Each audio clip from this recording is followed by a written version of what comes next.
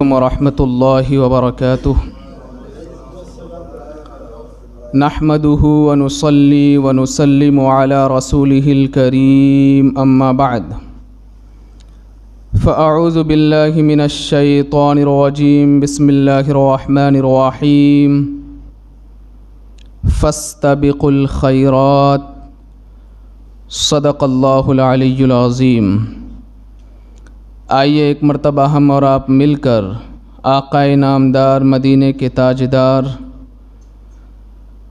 دونوں عالم کے مالک و مختار حضور احمد مجتبی محمد مصطفیٰ ارواحنا فدا صلی اللہ تعالی علیہ وسلم کی مقدس بارگاہ میں جھوم جھوم کر درود و سلام کا ہدیہ نچھاور کریں اور پڑھیں اللہم صلی علی سیدنا شفیعنا نبینا و مولانا محمد طب القلوب و دوائها و عافیت الابدان و شفائها و نور الابصار و ضیائها و علی آلہ و صحبہ دائما ابدا ابدا سرمدا سرمدا صلی اللہ تعالی علیہ وسلم۔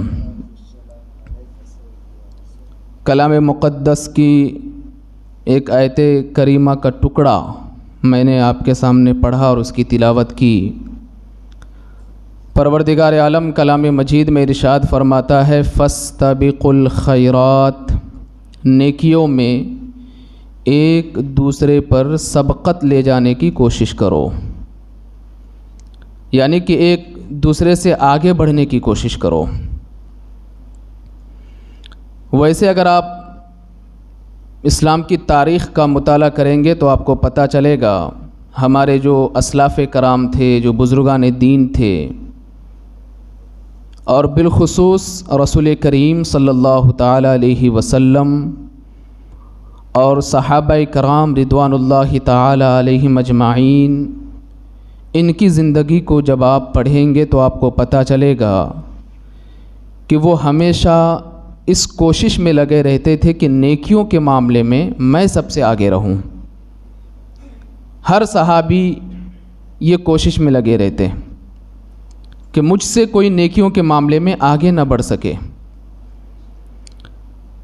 جب اللہ کے رسول صلی اللہ تعالیٰ علیہ وسلم نے صحابہ کرام رضوان اللہ تعالی علیہم اجمعین سے فرمایا اور صف اول کی فضیلت بیان کی تو اللہ اکبر، تمام صحابہ نے جب صف اول پہلی صف میں نماز پڑھنے کی فضیلت سنی اور زیادہ ثواب کے بارے میں ان کو پتہ چلا تو اس قدر صحابہ پہلی صف میں نماز پڑھنے کے مشتاق نظر آئے کہ ایک ہی صف میں کتنے صحابہ کھڑے ہو جاتے اور پہلی والی صف میں جگہ باقی نہیں رہتی۔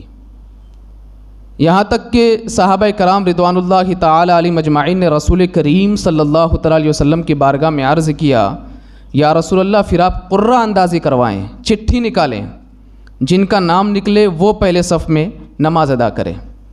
یعنی صف اول کی فضیلت یہ صحابہ کرام رضوان اللہ تعالی علیہ مجمعین جانتے تھے اور پھر اس پر سبقت لے جانے کی کوشش کرتے تھے۔ اسی طریقے سے نبی کریم صلی اللہ تعالی علیہ وسلم نے جب آذان دینے کی فضیلت بیان کی تو آذان دینے کے لیے کئی صحابی جمع ہو جاتے، میں آذان دوں گا، میں آذان دوں گا، میں آذان دوں گا، میں آذان دوں گا، تاکہ میں ثواب حاصل کروں۔ نیکیوں میں آگے بڑھنے کا جو جذبہ ہے وہ صحابہ کرام رضوان اللہ تعالی علیہ مجمعین کی زندگی پڑھنے کے بعد اور ان کی زندگی کو مطالعہ کرنے کے بعد ہمیں سمجھ میں آتا ہے۔ میں نے یہ جو دو باتیں بتائی، موجودہ وقت میں لوگ زیادہ تر کوشش یہی کرتے ہیں کہ میں پہلی صف میں نہ بیٹھوں تاکہ پیچھے رہوں اور جلدی سے نکل جاؤں، کیونکہ نیکیوں میں آگے بڑھنے کا جو شوق، جو جذبہ ہے وہ ختم ہو چکا۔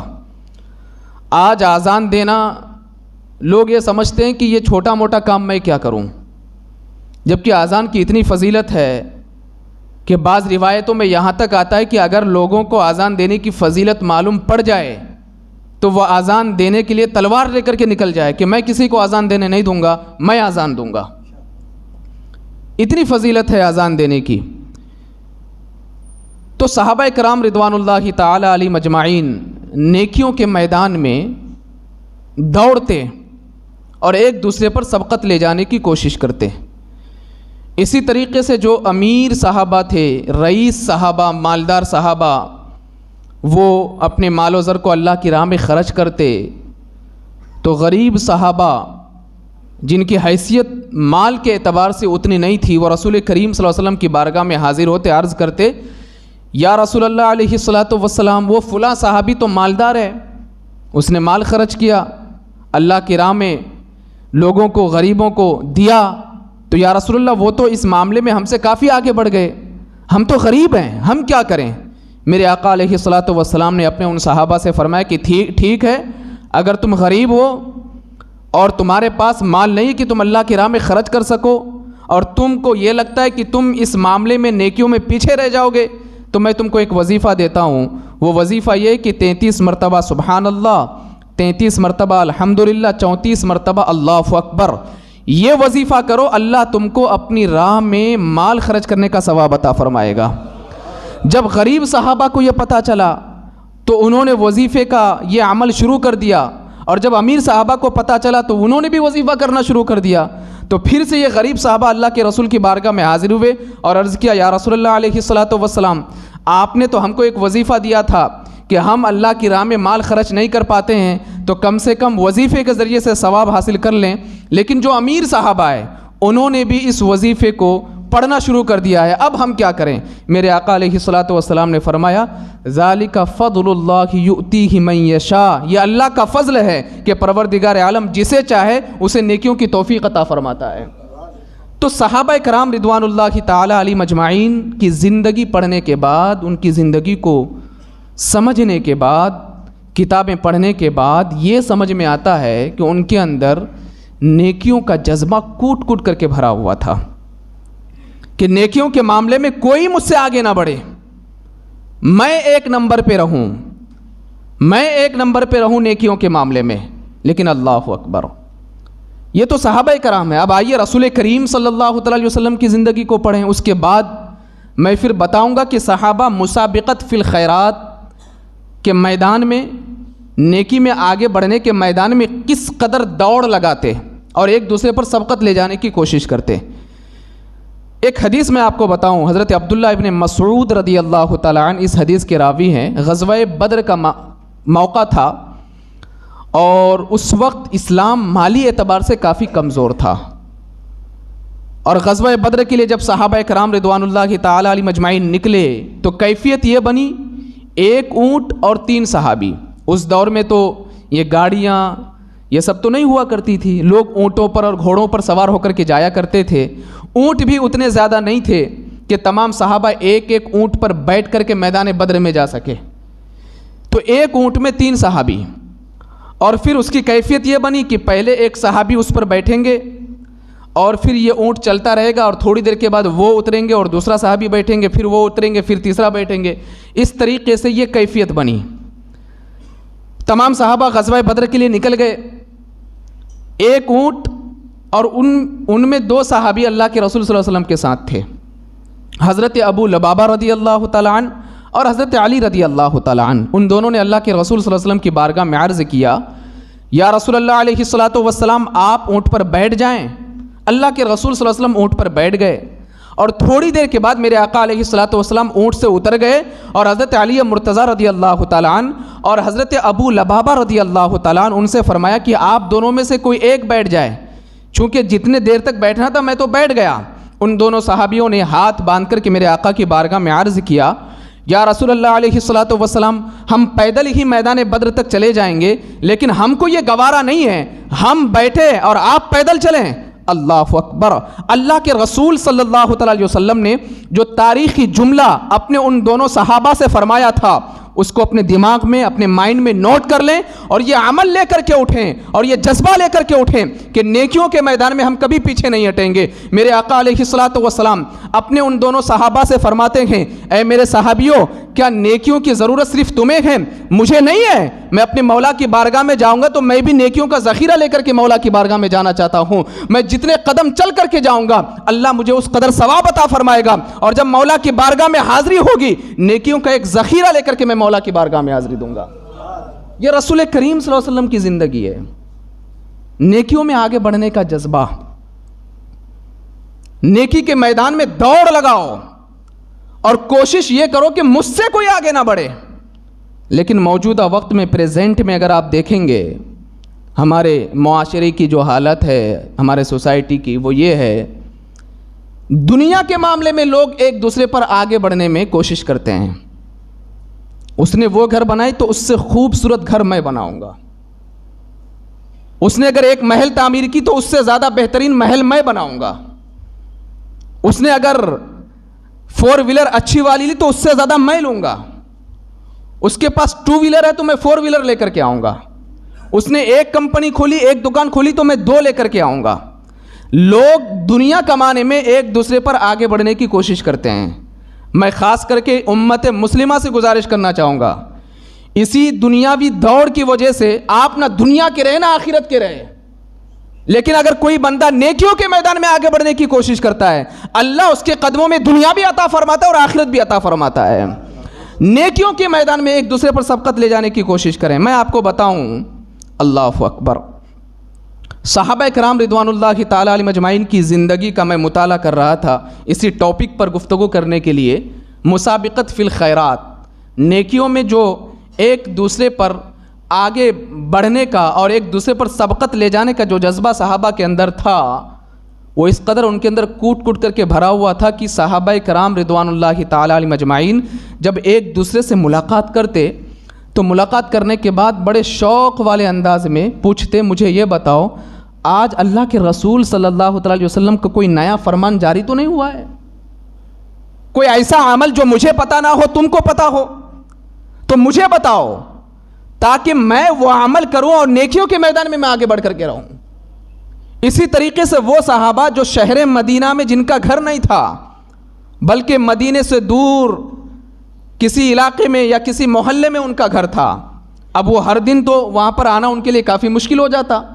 انہوں نے کیفیت یہ بنائی تھی کہ فجر میں ایک صحابی اللہ کے رسول کی بارگاہ میں جائے، ظہر میں تم جانا، عصر میں تم جانا، مغرب میں تم جانا، عشاء میں تم جانا، اور ہم سب رات میں ملیں گے اور ایک دوسرے سے شیئر کریں گے کہ اللہ کے رسول صلی اللہ علیہ وسلم نے کون سا عمل بتایا تاکہ ہم عمل کے میدان میں کسی سے پیچھے نہ رہ سکے. یہ صحابہ کرام کی زندگی تھی، نیکیوں کے میدان میں آگے بڑھنے کا جذبہ. آج اگر ہمارا قوم مسلم کا نوجوان یا کوئی شخص ایک دوسرے سے ملاقات کرے تو سب سے پہلے یہی گفتگو ہوتی ہے، بتاؤ کاروبار کس طرح ہے. میں اس سے منع نہیں کرتا کہ یہ گفتگو نہ کرو، لیکن اس سے پہلے دوسری گفتگو ہمارے لیے ضروری ہے. یہ جذبہ اپنے اندر پیدا کرو کہ تم یار فجر میں کیوں نہیں آئے، نیکیوں کے میدان میں آگے بڑھو. ایک دوسرے سے پوچھو کہ تم کون سا عمل کر رہے ہو جو مجھ سے وہ عمل شاید مس ہو رہا ہے، مجھے بتاؤ تاکہ میں بھی وہ عمل کروں اور اللہ کی بارگاہ میں نیکیوں کا ذخیرہ لے کر کے جاؤں. میں آپ کو بتاؤں، حضرت سیدنا عمر فاروق اعظم رضی اللہ تعالی عنہ، افضل البشر بعد الانبیاء بالتحقیق سیدنا ابوبکر صدیق رضی اللہ تعالی عنہ، یہ وہ دونوں صحابہ کرام ہیں جن کو دنیا میں اللہ کے رسول صلی اللہ تعالی وسلم نے جنت کی بشارت عطا فرما دی تھی. لیکن نیکی کے میدان میں آگے بڑھنے کا جذبہ ان دونوں کے اندر اگر آپ دیکھیں گے تو آپ دنگ رہ جائیں گے. ایک مرتبہ میرے آقا علیہ الصلوۃ والسلام نے ارشاد فرمایا کہ کون ہے جو اسلام کے لیے کچھ اللہ کی راہ میں کچھ دے دے. جیسے کہ یہ ارشاد سننا تھا، سیدنا عمر فاروق اعظم رضی اللہ تعالی عنہ اپنے گھر تشریف لے کر کے گئے اور جو کچھ ان کے پاس پراپرٹی، مال و دولت جو کچھ بھی ان کے پاس تھی ان سب کو ایک جگہ جمع کیا، اس کے 2 حصے بنائے. ایک حصہ اپنے گھر میں رکھا اور ایک حصہ اللہ کے رسول صلی اللہ علیہ وسلم کے قدموں میں لا کر کے رکھ دیا، اور دل ہی دل میں سوچنے لگے آج میں نے بازی مار لی، اس نیکی کے عمل میں کوئی مجھ سے آگے نہیں بڑھ سکتا. میں نے اپنی جائیداد کو 2 حصوں میں تقسیم کر کے ایک حصہ اپنے گھر میں رکھ کر کے ایک حصہ میں نے اللہ کی راہ میں دے دیا ہے. دل ہی دل میں خوش ہو رہے تھے. لیکن تھوڑی دیر کے بعد کیا دیکھتے ہیں کہ سیدنا ابوبکر صدیق رضی اللہ تعالی عنہ گھر میں جو کچھ تھا سب کچھ جمع کر کے، سارا کچھ لا کر کے، ساری دولت کو لا کر کے اللہ کے رسول کے قدموں کے نیچے لا کر کے رکھ دیا.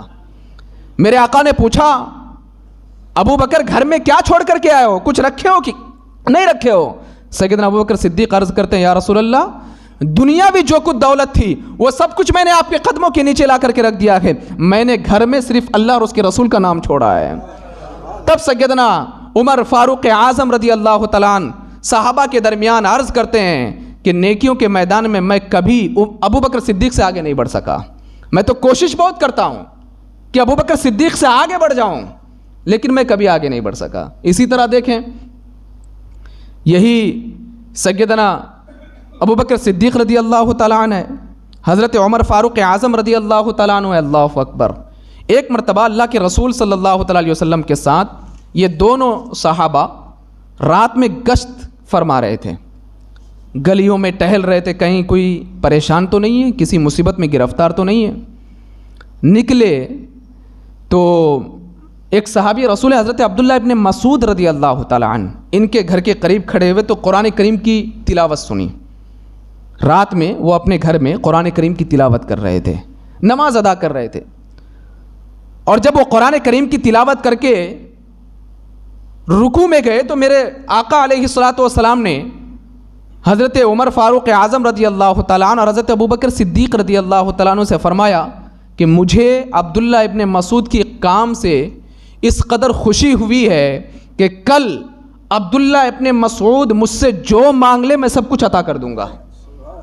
میں اللہ کی بارگاہ میں دعا کرتا ہوں کہ عبداللہ ابن مسعود جو دعا مانگے اللہ اس کی دعا کو قبول فرما لے، کیونکہ جب سارے لوگ سو رہے ہیں عبداللہ ابن مسعود اللہ کی عبادت کر رہا ہے.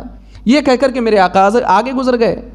تو حضرت عمر فاروق اعظم رضی اللہ تعالیٰ عنہ نے دل ہی دل میں سوچا کہ جیسی صبح کی سفیدی نمودار ہوگی میں نماز فجر ادا کروں گا تو سب سے پہلے عبداللہ ابن مسعود کو بشارت سناؤں گا کہ تم رات میں نماز پڑھ رہے تھے، قرآن کریم کی تلاوت کر رہے تو نبی کریم صلی اللہ تعالیٰ علیہ وسلم تم سے بے پناہ خوش ہو گئے اور تمہارے لیے فرمان جاری کیا وہ جو مانگے میں اسے عطا کر دوں گا. یہ حضرت عمر فاروق اعظم نے سوچا، فجر کی نماز ادا کی، گئے حضرت عبداللہ ابن مسعود رضی اللہ تعالیٰ عنہ کے گھر میں، جا کر کے دروازہ کھٹکھٹایا. حضرت عبداللہ ابن مسعود نے دروازہ کھولا تو حضرت عمر فاروق اعظم رضی اللہ تعالیٰ عنہ سے فرماتے ہیں اے عبداللہ ابن مسعود میں تم کو ایک بشارت نہ سنا دوں؟ کہا کون سی بشارت؟ کہا یہ کہ کل تم رات میں قرآن کریم کی تلاوت کر رہے تھے اور میں اور ابوبکر صدیق ہم دونوں نبی کریم صلی اللہ علیہ وسلم کے ساتھ تھے اور تمہاری تلاوت کو میرے آقا علیہ الصلوۃ والسلام نے سنا تو میرے آقا اس قدر خوش ہو گئے. میرے آقا نے فرمایا عبداللہ ابن مسعود مجھ سے جو مانگے میں عبداللہ ابن مسعود کی مراد کو پوری کر دوں گا. بس یہی بشارت سنانے کے لیے میں سب سے پہلے تمہارے پاس آیا ہوں. اللہ اکبر. حضرت عبداللہ ابن مسعود فرماتے ہیں یہ بشارت تم مجھے ابھی سنا رہے ہو، ابوبکر صدیق نے تو فجر سے پہلے آ کر کے مجھے یہ بشارت سنا دی ہے. تب حضرت عبداللہ ابن مسعود نے جب یہ کہا تو سیدنا عمر فاروق اعظم کہتے ہیں واقعی ابو بکر اتنا پیارا انسان ہے کہ نیکیوں کے میدان میں وہ کسی صحابی کو آگے بڑھنے نہیں دیتا. تو یہ صحابہ کرام کے اندر نیکیوں میں آگے بڑھنے کا جذبہ تھا.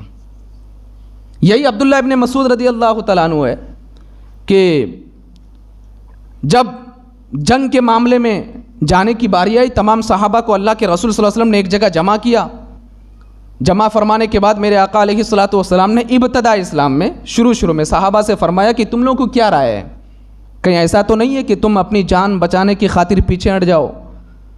اللہ اکبر. ایک صحابی رسول تھے حضرت اسود بن ارقم رضی اللہ تعالی عنہ، انہوں نے عرض کیا تھا یا رسول اللہ ہم حضرت موسیٰ علیہ الصلوۃ والسلام کی قوم کی طرح یہ نہیں کہیں گے کہ آپ اور آپ کا رب جانے، ہم کو دشمنوں سے کوئی مطلب نہیں یا رسول اللہ، بلکہ ہم آگے بھی آپ کے ساتھ رہیں گے، پیچھے بھی آپ کے ساتھ رہیں گے، دائیں بھی آپ کے ساتھ رہیں گے، بائیں بھی آپ کے ساتھ رہیں گے، یہاں تک کہ اگر وقت آ جائے اپنی جان کو بھی آپ کی بارگاہ میں قربان کر دیں گے. یہ جملے حضرت اسود بن ارقم نے اپنی زبان سے ادا کیے تھے. لیکن اللہ اکبر، حضرت عبداللہ ابن مسعود رضی اللہ تعالیٰ عنہ جب ان جملوں کو یاد کرتے ہیں تو دل ہی دل میں تمنا کرتے ہیں کاش وہ جملے میرے منہ سے ادا ہو جاتے تو مجھے کتنا ثواب ملتا. یہ صحابہ کے درمیان نیکیوں کا جذبہ کس قدر کوٹ کوٹ کر کے بھرا ہوا تھا. کیا آج ہمارے اندر یہ چیز پائی جاتی ہے؟ نیکیوں میں آگے بڑھنے کا جذبہ.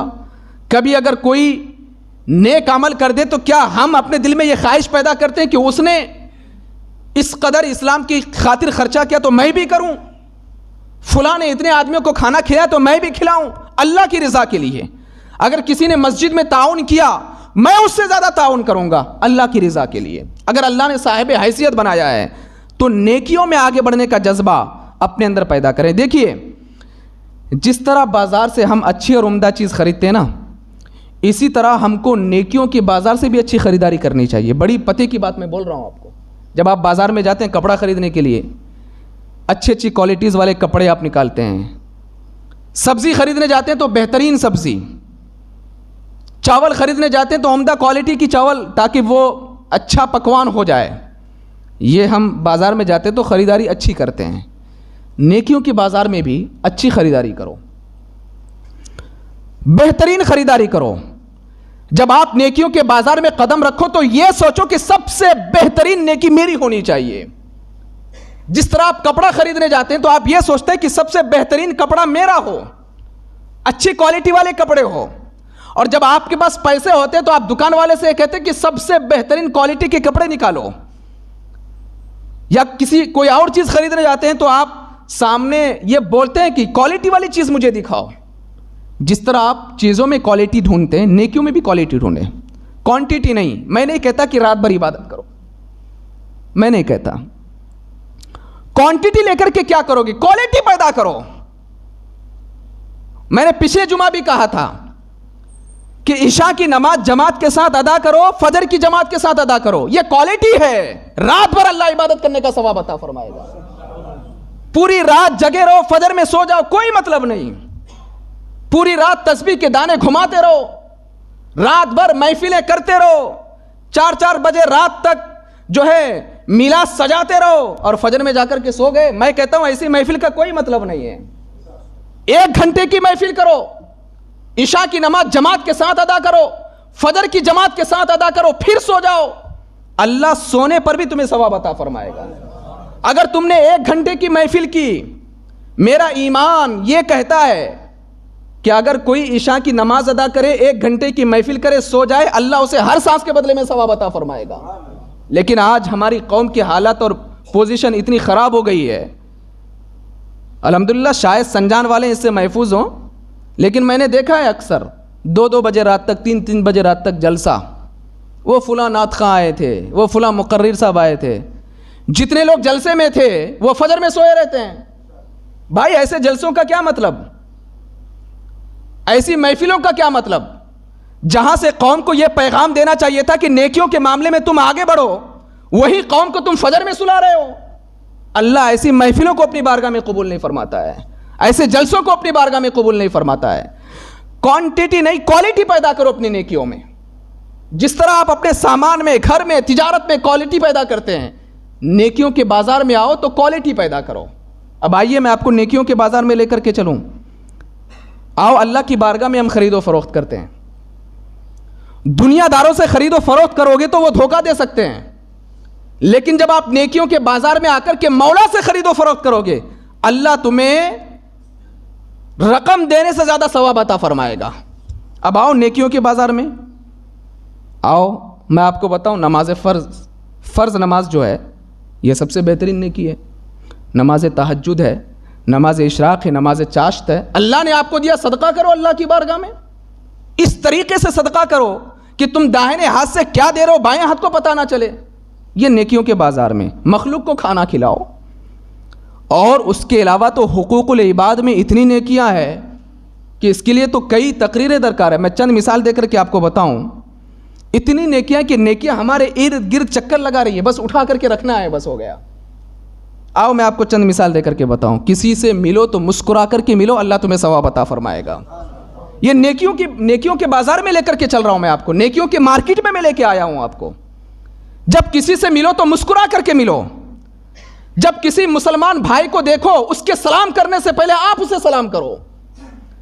اسی طریقے سے جب آپ جا رہے ہو اور آپ کا کوئی مسلمان بھائی پیدل چل رہا ہے، آپ کے پاس 4 ویلر ہے، 2 ویلر ہے، گاڑی کو روک دو. اسے جانتے ہو، پہچانتے ہو، اپنی گاڑی میں بٹھا کر کے اسے بازار تک چھوڑ دو، اللہ تمہیں ثواب عطا فرمائے گا. میں آپ کو نیکیوں کے بازار کی سیر کرا رہا ہوں. آپ کے علاقے میں بہت سارے غریب ہو سکتے ہیں جو بچے یا بچیاں اسکول یا کالجز میں تعلیم حاصل کر رہے ہیں یا کر رہی ہیں، وہ فیس ادا نہیں کر پاتے. آپ کو اگر اللہ نے دیا ہے، اپنی جانب سے فیس ادا کرو، اللہ ان کے پڑھنے کا ثواب تمہیں عطا فرمائے گا. کوئی بیمار ہے، اس کی عیادت کے لیے جاؤ. کوئی قرضہ لے کر کے کسی سے پریشان ہے، اگر اللہ نے آپ کو دیا ہے آپ اسے وہ رقم دو تاکہ وہ دوسرے کا قرضہ اتار دے. کبھی کسی غریب کو کپڑے سلا کر کے دے دو، لوگوں کو برائی سے روکو، نیکیوں کا حکم دو. کوئی یتیم ہے اس کے سر پر محبت سے ہاتھ پھیر دو، اللہ ہر بال کے بدلے میں تمہیں ثواب عطا فرمائے گا. کبھی نیکیوں کے بازار میں چکر لگا کر کے تو دیکھو، جس طرح دنیا کے بازاروں میں چکر لگاتے ہو اور خاص کر کے کوئی اہم تہوار میں جا کر کے آپ خریداری کرتے ہو، بازاروں میں چکر لگاتے ہو، کبھی واپی چلے گئے، کبھی ممبئی چلے گئے، کبھی دامن چلے گئے، فلاں جا کر کے آپ خریداری کرتے ہو، دنیا کے بازاروں میں چکر لگاتے ہو. آج کی جمعہ میں میں آپ کو یہ پیغام دینا چاہتا ہوں، آج سے یہ عہد کر کے اٹھو، ہم کو نیکیوں کے بازار میں چکر لگانا ہے. میرے آقا علیہ الصلوۃ والسلام ارشاد فرماتے ہیں، جب تم راستے سے جاؤ اور ایک پتھر بھی راستے میں پڑا ہو اور تم کو یہ پتا چلے کہ شاید یہ پتھر یا یہ کانٹا کسی کے پیر میں چبھ جائے گا، آپ نے اسے اٹھا کر کے سائیڈ میں رکھ دیا، اللہ اس پر بھی تمہیں ثواب عطا فرماتا ہے. نیکیوں کا میدان، نیکیوں کا بازار بہت وسیع ہے.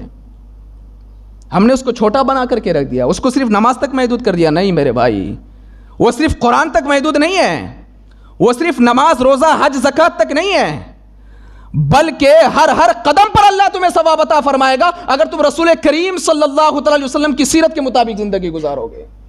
ہر قدم پر اللہ ثواب عطا فرمائے گا. ویسے تو یہ موضوع کافی طویل ہے، بس ایک دو آیتیں اور فوائد میں آپ کو بتاؤں کہ نیکیوں کے میدان میں اگر بندہ جلد بازی کرے، جلد بازی کہ کوئی مجھ سے پہلے یہ نیکی نہ کر لے، جلد بازی کرے، اللہ اسے کس قدر انعام سے نوازتا ہے وہ میں آپ کو بتاتا ہوں. پہلے ایک مثال دے کر کے بتاؤں، پہلے اس کے بعد میں آپ کو ایک ہی آیت بتاؤں گا، پھر انشاءاللہ نماز عشاء کے بعد جو ہماری محفل سجتی ہے اسی گفتگو کو میں اور اپنے اسی بیان کو، اسپیچ کو کنٹینیو کروں گا. ایک مثال دے کر کے بتاؤں، جیسے میں نے کہا کہ مسجد میں کچھ ضرورت ہے تو آپ یہ نہ سوچو کہ وہ دے گا تو میں دوں گا، وہ دے گا تو میں دوں گا. نہیں، سب سے پہلے آپ دل میں ارادہ کر لو کہ میں سب سے پہلے اس کام کو کروں گا. اگرچہ آپ نے دیا نہیں، صرف سوچ لیا، اللہ آپ کو سب سے زیادہ ثواب عطا فرمائے گا. اور نیکی کا اجر میں آپ کو بتاتا ہوں، نیکی کے کام میں جلدی کرنے کا اجر. حضرت زکریا رضی اللہ تعالیٰ عنہ اللہ کے عظیم نبی ہیں، ان کی کوئی اولاد نہیں تھی اور ان کی جو زوجہ تھی وہ اس عمر تک پہنچ چکی تھی کہ اب ان سے اولاد کی امید نہیں تھی کہ اولاد ہو جائے. حضرت سیدنا زکریا رضی اللہ علیہ الصلوۃ والسلام ہمیشہ مولا کی بارگاہ میں ہاتھ اٹھا کر کے دعا مانگتے، مولا مجھے ایک نیک اولاد عطا فرما، جس کو پروردگار عالم نے کلام مجید میں مینشن کیا ہے، وَاذْكُرْ إِذْ نَادَى رَبَّهُ وَزَكَرِيَّا إِذْ نَادَى رَبَّهُ. اور جب زکریا نے اپنے رب کو پکارا، رَبِّ لَا تَذَرْنِي فَرْدًا وَأَنْتَ خَيْرُ الْوَارِثِينَ، کہ پروردگار عالم تو مجھے تنہا نہ چھوڑ، تو بہترین وارث عطا فرمانے والا ہے، مجھے بھی میرا کوئی بہترین وارث عطا فرما دے. اللہ فرماتا ہے فَاسْتَجَبْنَا لَهُ وَوَهَبْنَا لَهُ يَحْيَىٰ، ہم نے زکریا کی دعا قبول کی اور یحییٰ کی صورت میں اسے نیک اولاد عطا کیا. وَأَصْلَحْنَا لَهُ زَوْجَهُ، اور اس کی زوجہ کو ہم نے قابل اولاد بنایا کہ وہ بچہ پیدا کر سکے. کس عمل کی بنیاد پر پتہ ہے؟ انہم کانوا یسارعون فی الخیرات، اس لیے کہ زکریا اور ان کے گھر والے نیکی کے کام میں جلد بازی کرتے تھے. یہ عمل اللہ کو پسند آیا اور پروردگار عالم نے حضرت زکریا کو بڑھاپے کی حالت میں حضرت یحییٰ جیسی اولاد عطا فرما دیا.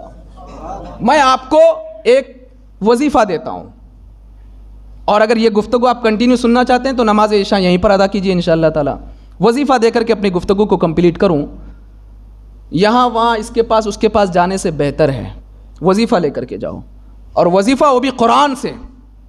اگر چاہتے ہیں کہ آپ کی دعا اللہ کبھی رد نہ کرے، اگر چاہتے ہیں کہ آپ کی دعا فوراً قبول ہو جائے، آج سے یہ عہد کر لے کہ نیکی کے میدان میں میں سب سے آگے رہوں گا.